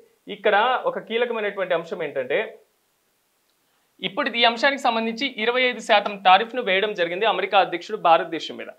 దీన్ని మనకి రష్యాకి మనం సపోర్ట్ చేస్తున్నాం, లేదా రష్యా నుంచి చమురును కొనుగోలు చేస్తున్నాం, రష్యా ఉక్రెయిన్తో యుద్ధం చేస్తుంది కాబట్టి ఉక్రెయిన్ యుద్ధంలో రష్యా ఆర్థికంగా బలంగా ఉండాలి కాబట్టి రష్యా ఉక్రెయిన్ యుద్ధానికి సంబంధించి పరోక్షంగా భారత్ చమురును కొనుగోలు చేసి ఆ ఆదాయాన్ని తీసుకెళ్లి రష్యాకి ఇస్తుంది. రష్యా ఏమో ఆదాయాన్ని తీసుకొని ఉక్రెయిన్ వార్లో పెట్టేస్తుంది, ఉక్రెయిన్ వార్ చేస్తుంది. కాబట్టి భారతదేశం పరోక్షంగా ఉక్రెయిన్లో చనిపోతున్నటువంటి వందలాది మంది ప్రజల యొక్క ఎవరైతే ఉన్నారో వాళ్ళు చనిపోతున్నా భారతదేశం స్పందించడం లేదు కాబట్టి భారత్ మీద మరో 25% టారిఫ్లను వేస్తానంటారు ట్రంప్. ఈయన అగ్రరాజ్యానికి అధ్యక్షుడు, అగ్రరాజ్యంలో ఉండాల్సినటువంటి ఈయన అధ్యక్షుడిగా ఉండాలి. ఎఫ్డి రూజ్వెల్ట్ ఉన్నాడు, అబ్రహం లింకన్ ఉన్నారు. వీరు అమెరికా అధ్యక్షుడిగా ఉంటే అమెరికా హుందాతనంతో ఉండేది. నియంతృత్వమైనటువంటి నిర్ణయాలు తీసుకొనివ్వండి, నియంతృత్వమైనటువంటి పోకడలు పోనివ్వండి. కానీ వారు తీసుకుంటున్నటువంటి నిర్ణయాలు నిజంగా ప్రపంచవ్యాప్తంగా మీరు పెద్దన్న పాత్ర పోషిస్తే వివిధ దేశాలు మీ నిర్ణయాన్ని గౌరవించే విధంగా ఉండాలి. మీరు 50% టారిఫ్లను విధించడం జరిగింది. సో ఏదైతే మరిన్ని టారిఫ్లు కూడా విధించే అవకాశం కూడా ఉందట. ఏదైతే ట్రంప్ ప్లస్ పుతిన్ వీరిద్దరి మధ్య చర్చలు విఫలమైతే భారత్ మీద రష్యా అధ్యక్షుడు, అమెరికా అధ్యక్షుడు ఇద్దరు కూర్చొని ఒక సమావేశంలో, ఆ సమావేశంలో వారిద్దరు చర్చించుకొని ఆ చర్చల్లో ఏదైనా వారిద్దరికి సాటిస్ఫాక్షన్ రాకపోతే కిందున్నటువంటి భారతదేశం మీద టారిఫ్లు మరింత పెంచేటువంటి అవకాశం ఉంది. అంటే ఒక దేశానికి లింక్ పెడుతున్నారు. అంతర్జాతీయ వాణిజ్యాన్ని సులభతరం చేయాలి. ప్రపంచవ్యాప్తంగా ఉన్నటువంటి వాణిజ్య పన్నులకు సంబంధించి కానివ్వండి, వివిధ దేశాల మధ్య వాణిజ్యానికి సంబంధించి మరింత సరళతరం చేయాలి. దీన్ని మనం అంటూ ఉంటాం గ్లోబలైజేషన్. గ్లోబలైజేషన్ ప్రపంచీకరణ అంటాం. ప్రైవేటీకరణ దీనికి సంబంధించి. ఈ ఎల్పిజి లిబరలైజేషన్ సరళీకరణ. అంటే మీరు ప్రపంచవ్యాప్తంగా పెట్టుబడులు పెట్టడానికి మొత్తం చేయడానికి ఒకటి సరళీకరణ అవసరం, లిబరలైజేషన్గా ఉండాలి, లిబరల్గా ఉండాలి. రెండు గ్లోబలైజేషన్, నువ్వు ప్రపంచంలో ఏ దేశానికైనా వెళ్ళి పెట్టుబడి పెట్టొచ్చు. ప్రైవేటైజేషన్, ప్రైవేటు వ్యక్తులు కూడా పెట్టుకోవచ్చు. మనం కూడా దీనికే కదా 1991లో దీనికి సంబంధించి మనం కూడా హైలైట్ చేసుకోవడం జరిగింది. పివి నరసింహారావు ప్రధానమంత్రిగా ఉన్నప్పుడు, మన్మోహన్ సింగ్ ఆర్థిక మంత్రిగా ఉన్నప్పుడు మనం ఆర్థిక సంస్కరణలు ఈ విధంగానే తెచ్చుకుంది. అప్పటి నుంచే కదా మన దేశంలో కూడా ప్రైవేటీకరణ, పెట్టుబడులు, విదేశీ పెట్టుబడులను ఆహ్వానించడం, ప్రభుత్వం యొక్క గుత్తాధిపత్యాన్ని తగ్గించడం, ఇలాంటి చర్యలన్నీ కూడా తీసుకుంది ఇక్కడే కదా. మరి అలాంటి టైంలో భారతదేశంలో ఇంత సరళీకరణ, ఇంత ప్రపంచీకరణ, ఇంత ప్రైవేటీకరణకు ప్రాధాన్యత ఇస్తున్నా మనది మిశ్రమైనటువంటి ఆర్థిక వ్యవస్థ అనుకోండి, అది రెండో విషయం. కానీ మీరు 50% పన్నుని వేరే ఇతర కారణాలతో సిల్లీ రీజన్స్తో మీరు వేస్తే భారత ఆర్థిక వ్యవస్థకి ఎలాంటి నష్టం లేదు. భారత్ కూడా దీనికి ప్రతిఘటిగా సమాధానం ఇచ్చేందుకు కూడా సిద్ధం కావాలని కొంతవరకు వస్తున్నటువంటి వాదన. ఇక రెండోది వచ్చేసి ఇక్కడ ఎవరి పంతం నెగ్గుతుందో అనేటువంటి అంశాన్ని ఇక్కడ హైలైట్ చేయడం జరిగింది. రెండు భిన్నమైనటువంటి లక్ష్యాల సాధన కోసం పుతిన్ అదేవిధంగా ట్రంప్ శుక్రవారం అలస్కాలో సమావేశం కాబోతున్నారు. ఈ సమావేశానికి సంబంధించి ఇందాక మనం చెప్పుకున్నటువంటి టారిఫ్ల ప్రభావం ఉండబోతుందేమో, ఏదైతే వీరిద్దరి మధ్య సమావేశం కనుక విఫలమైతే అనేది ఇక్కడ వీరు హైలైట్ చేశారు. ఈ నేపథ్యంలో ట్రంప్ పుతిన్ సమావేశం మాత్రం అత్యంత కీలకంగా మారుతుంది. ఎందుకంటే ఇప్పటికే రష్యా అధ్యక్షుడు పుతిన్ ఎవ్వరు చెప్పినా నేను వినను అన్నట్టు, నేను మోనార్కుని అన్నట్టు పూర్తి స్థాయిలో వెళ్ళిపోయి ఉక్రెయిన్ మీద యుద్ధాన్ని ప్రకటించి యుద్ధం చేస్తూనే ఉన్నారు. గత 2-3 సంవత్సరాలుగా యుద్ధం కొనసాగుతూనే ఉంది. వివిధ దేశాల మధ్యకి వెళ్ళడం జరిగింది, వివిధ దేశాలన్నీ కూడా చెప్పడం జరిగింది. కానీ నేను ఎవ్వరి మాట వినను, ఉక్రెయిన్ మీద సంబంధించినటువంటి ఏదైతే నా లక్షిత ప్రాంతం ఉందో, నా లక్ష్యం ఉందో అది నెరవేరే వరకు నేను చేయను. జెలెన్స్కీ కూడా ప్రతిఘటిస్తున్నారు. చిన్న దేశమైనా దాన్ని ఉక్రెయిన్ తీసేయాల్సినటువంటి అవసరం లేదు. అంత పెద్ద ప్రపంచంలోనే అతిపెద్ద విస్తీర్ణ పరంగా ఉన్నటువంటి దేశం రష్యాని గత 3 సంవత్సరాలుగా ముప్పతిప్పలు పెడుతుంది చిన్న దేశమైనటువంటి ఉక్రెయిన్. మీరేంటి రష్యాకి ఉక్రెయిన్ ఇంకా ముప్పతిప్పలు పెడుతుంది అని అనుకోవచ్చు. కానీ ఇక్కడ ఒక ఆలోచించాల్సినటువంటి విషయం ఏంటంటే ప్రపంచంలో అగ్రదేశాలు ఏమైనా ఉన్నాయా అంటే ఒకటి మనం అమెరికా చెప్తూ ఉంటాం, రెండు యుఎస్ఎస్ఆర్ ఒకప్పుడు యూనియన్ స్టేట్ సోషలిస్ట్ రిపబ్లిక్ సంబంధించి రష్యా ప్రస్తుతం ఏదైతే ఉందో ఇది. సో ఇవే అగ్రదేశాలుగా మనం మాట్లాడుకుంటున్నాం. తర్వాత చైనా, భారతదేశం ఇప్పుడు ఆర్థికంగా ఎదుగుతూ ముందుకు వెళ్తున్నాయి అనే విషయం కూడా ఉంది. బట్ ఇక్కడ ఏంటంటే ఈ రెండు దేశాలకు సంబంధించి పుతిన్ ఎవరు చెప్పినా వినకుండా ముందుకు వెళ్తున్నాడు. ట్రంప్ అనేక సార్లు చెప్పడం జరిగింది. ఆ ట్రంప్తో పాటుగా ఏదైతే ఉక్రెయిన్తో మీకు యుద్ధం ఉందో ఆ యుద్ధాన్ని మీరు విరమించండి అని చెప్తున్నారు. కానీ పుతిన్ ఎక్కడ వినేటువంటి పరిస్థితి కనబడట్లా. ఈ నేపథ్యంలో అలస్కా అనేటువంటి ప్రాంతంలో కూడా వీరిద్దరు సమావేశం కాబోతున్నారు. ఈ ఇద్దరు సమావేశం తర్వాత దీనికి సంబంధించి ఉక్రెయిన్ యుద్ధం అనేటువంటి అంశమే ప్రధాన ఎజెండాగా ఉండేటువంటి అవకాశం ఉంది. సో ఈ చర్చలు ఫలించకపోతే మాత్రం ఒకవైపు భారతదేశంతో పాటుగా రష్యాకు సంబంధించి రష్యాకి ఏదైతే సహాయక ఉందో అంటే రష్యా మిత్ర దేశాలకు ఉన్నాయో వాటి మీద కూడా టారిఫ్ల ప్రభావం ఉండేటువంటి అవకాశం ఉంటుంది. ఇక నటుడు దర్శన్ బెయిల్ రద్దు అనేది ఇక్కడ హైలైట్ చేయడం జరిగింది.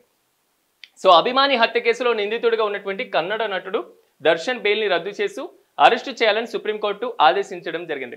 సో దర్శన్కి సంబంధించినటువంటి ఇష్యూ, కర్ణాటకలో ప్రముఖ నటుడు. సో ఈయనకి మాత్రం తన అభిమాని ఒక హత్య కేసుకు సంబంధించినటువంటి దాంట్లో గతంలో నిందితుడిగా ఉండడం జరిగింది. సో అక్కడ కర్ణాటక హైకోర్టు ఆయనకు బెయిల్ ఇవ్వడం జరిగింది. బెయిల్ ఇచ్చిన తర్వాత దర్శన్ని మళ్ళీ సుప్రీంకోర్టుకు సంబంధించినటువంటి ఈ కేసు వెళ్తే సుప్రీంకోర్టు కూడా నిన్న కీలకమైనటువంటి వ్యాఖ్యలు చేయడం జరిగింది. దర్శన్కి మీరు బెయిల్ ఇవ్వాల్సినటువంటి ఆవశ్యకత ఈ కేసులో లేదు. కాబట్టి మీరు దర్శన్కి బెయిల్ ఇచ్చడాన్ని సుప్రీంకోర్టు నిరాకరించింది. కర్ణాటక హైకోర్టు తీసుకున్నటువంటి నిర్ణయాన్ని కూడా సుప్రీంకోర్టు తోసిపుచ్చింది. ఈ ఇష్యూని పూర్తి స్థాయిలో పక్కన వేసేసింది. దర్శన్కి ఏదైతే జైలులో గతంలో కల్పించినటువంటి సౌకర్యాలు, సిగరెట్లు కానివ్వండి, మద్యం కానివ్వండి, ఇలాంటి సౌకర్యాలు కొంతవరకు ఏవైతున్నాయో ఆ సౌకర్యాల కల్పనకు కూడా అవకాశం లేదు. అలాంటివి కల్పిస్తే మాత్రం జైలు సూపరింటెండెంట్తో పాటుగా అనేక జైలు సిబ్బంది మీద చర్యలు తీసుకోవాల్సి వస్తుంది. సుప్రీంకోర్టు చేసినటువంటి ఘాటు కామెంట్స్. సో హత్య చేసి తగలబెట్టి సబ్బవరం మండలం బాటజంగాలపాలెం వద్ద వివాహిత దారుణ హత్య, మృతదేహం లభించిన ఆధారాలతో కేసు నమోదు అనేది ఇక్కడ హైలైట్ చేయడం జరిగింది. సో దేశంలో హత్యలు పెరిగిపోతున్నా ఒక్కసారి మానవుడు మృగంగా అప్పుడప్పుడు మారుతూ ఉంటాడు. ఆ మారినటువంటి సందర్భంలో తన విచక్షణ జ్ఞానాన్ని తను కంట్రోల్ చేసుకోకపోతే, తన విచక్షణ జ్ఞానాన్ని తన పరిధిలో ఉంచుకోకపోతే ఉద్రిక్త పరిస్థితులు వెళ్ళి ఏదో జరుగుతున్నట్లుగా పూర్తి స్థాయిలో హత్యలు చేయడం, అత్యాచారాలు చేయడం, మానభంగాలు చేయడం, దోపిడీ చేయడం, పూర్తి స్థాయిలో ఇవి చేయడం, ఇలాంటి చర్యలన్నీ కూడా ఈరోజు సమాజంలో విపరీతంగా పెరిగిపోతున్నాయి. మనం ఎంత ఖండించినా ఈ చర్యలు ఇలాగే పెరుగుతూ ఉంటే మాత్రం కొంతవరకు ఆందోళనకరంగా మారుతున్నటువంటి పరిస్థితి కనబడుతుంది. సో కన్నీటి వరద 46 మంది మృతి, 220 మంది గల్లంతు. ఇందాక మనం చెప్పుకున్న క్లౌడ్ బరెస్ట్ ఏదైతే ఉందో ఆ క్లౌడ్ బరెస్ట్ అనేటువంటి అంశాన్ని ఇక్కడ హైలైట్ చేయడం జరిగింది. సో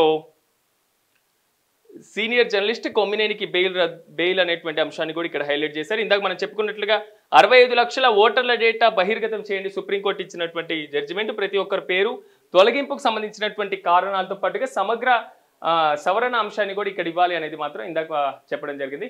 సో సొంత ఆదాయ వనరులు పెంచండి, కాంట్రాక్ట్ సంస్థలు ఏపీలోనే పెట్రోల్ డీజిల్ ఉత్పత్తి కొనాలి, ఈ ఏడాది రాష్ట్ర ఆదాయం 8% వృద్ధి అంచనాలు సీఎం చంద్రబాబు అనేటువంటి అంశాన్ని కూడా ఇక్కడ ప్రధానంగా హైలైట్ చేయడం జరిగింది. అంటే ఈ కీలకమైనటువంటి అంశంలో మాత్రం కొన్ని అంశాలు రాష్ట్ర ఆదాయాన్ని పెంచుకోవాలి, రాష్ట్ర ఆదాయానికి పరిమితి కాకుండా చూసుకోవాలి. సో అందుకు అవసరమైనటువంటి మార్గాలను అన్వేషించాలి, దీనికోసం రాష్ట్ర ప్రభుత్వానికి కూడా సిద్ధంగా ఉండాలి అనేటువంటి అంశాన్ని ఇక్కడ ప్రధానంగా హైలైట్ చేస్తూ ఇందాక మనం చెప్పుకున్నట్లుగా ఏదైతే రిగ్గింగ్ అనేటువంటి అంశం ఉందో ఈ రిగ్గింగ్ అనేటువంటి అంశాన్ని కూడా ఇక్కడ ప్రధానమైనటువంటి ఎజెండాగా పెట్టడం జరిగింది. సో ఈ రిగ్గింగ్ అనేటువంటి అంశంతో పాటుగా సాక్షి పేపర్ ఇంకొన్ని ఏం హైలైట్ చేసిందో ఇలాంటి అంశాలు కూడా ఒకసారి మనం చూసేటువంటి ప్రయత్నం చేద్దాం. ఎస్, ఇక్కడ వాట్సాప్ వెబ్ వాడుతున్నారా అనేటువంటి అంశాన్ని ఇక్కడ హైలైట్ చేయడం జరిగింది. ఆఫీసుల్లో అయితే జాగ్రత్త తప్పనిసరి, సమాచారం బహిర్గతం అయ్యేటువంటి అవకాశం, నెట్వర్క్కు పొంచి ఉన్నటువంటి సైబర్ ముప్పు, యూజర్లను హెచ్చరించిన MEITY అనేటువంటి అంశాన్ని ఇక్కడ హైలైట్ చేయడం జరిగింది. అంటే దాదాపు వాట్సాప్ అనేది మనం డైలీ యూజ్ చేసేటువంటి సాధనాల్లో సోషల్ మీడియాలో అత్యంత కీలకంగా ఉంటుంది. మన చిన్న సమాచారాల దగ్గర నుంచి మనం చేసేటువంటి చాట్ దగ్గర నుంచి ఆఫీసులకు సంబంధించి కీలకమైనటువంటి అంశాలు, కీలకమైనటువంటి నిర్ణయాలు తీసుకునేటువంటి అంశాల వరకు అన్నీ కూడా మనం ఈ రోజుల్లో వాట్సాప్లోనే చేస్తున్నాం కాబట్టి సో వాటికి కొంతవరకు కీలకంగా ఉంది. అది కూడా సైబర్ ఎక్కువగా ఎఫెక్ట్ అయ్యేటువంటి సైబర్ సెక్యూరిటీ అంశాల్లో కొంతవరకు ప్రభావితమైనటువంటి అవకాశం ఉంది కాబట్టి మీరు కూడా చాలా జాగ్రత్తగా ఉండాలి అనేటువంటి అంశాన్ని ఇక్కడ హైలైట్ చేయడం జరిగింది. ఎందుకంటే ప్రమాదంలో మనకు సంబంధించినటువంటి డేటా యూజర్లకు సంబంధించి దాదాపు ఉన్నటువంటి అంశాలన్నీ కూడా దీంట్లో ఉండాలి. సో ఎలాంటి జాగ్రత్తలు తీసుకోవాలి, ఏమేమి తీసుకోవాలి అనేటువంటి అంశాలని ఇక్కడ ప్రధానంగా హైలైట్ చేయడం జరిగింది. సో మొత్తం మీద మాత్రం ఇరు రాష్ట్రాల్లో ఉన్నటువంటి ప్రధాన అంశాల్లో కొన్ని కీలకమైనటువంటి అంశాలు ఉన్నాయి. ఒకవైపు ఈరోజు ఆంధ్రప్రదేశ్లో స్త్రీ శక్తి పథకాన్ని ప్రారంభిస్తున్నారు. రెండో వైపు దేశానికి సంబంధించినటువంటి స్వాతంత్ర దినోత్సవ వేడుకల్లో కూడా ఇరు దేశాలకు సంబంధించినటువంటి నేతలు, అదేవిధంగా మొత్తానికి భారతదేశానికి సంబంధించినటువంటి అగ్రనేతలందరూ కూడా పార్టిసిపేట్ చేస్తున్నారు. కాబట్టి ఒకసారి మెగా9 ప్రేక్షకులకి మరొకసారి స్వాతంత్ర దినోత్సవ శుభాకాంక్షలు తెలియజేస్తూ ఒక కీలకమైనటువంటి అంశం ఏంటంటే స్వాతంత్ర దినోత్సవం రోజు నేను ఇందాక చెప్పినట్లుగా స్వాతంత్ర సమరయోధుల యొక్క త్యాగాలు, ఆకాంక్షల ఫలితంగా ఈ దేశం వచ్చింది కాబట్టి వారి చిత్రపటాలని గోడలకు ఎక్కించి వారికి జయంతి వర్ధంతులు జరుపుకొని పూలమాలలు వేసి నమస్కారాలు పెట్టడం కాకుండా భారతదేశ పౌరులుగా మన విధిని, భారతదేశ పౌరులుగా మన బాధ్యతని మనం కూడా నిర్వహిస్తాం అనేటువంటి అంశాన్ని చూడాలని తెలియజేస్తూ ఇది వంటి మార్నింగ్ పేపర్ ఎనాలిసిస్. రేపు మళ్ళీ కలుద్దాం. చూస్తూనే ఉండండి మెగా9 టీవీ.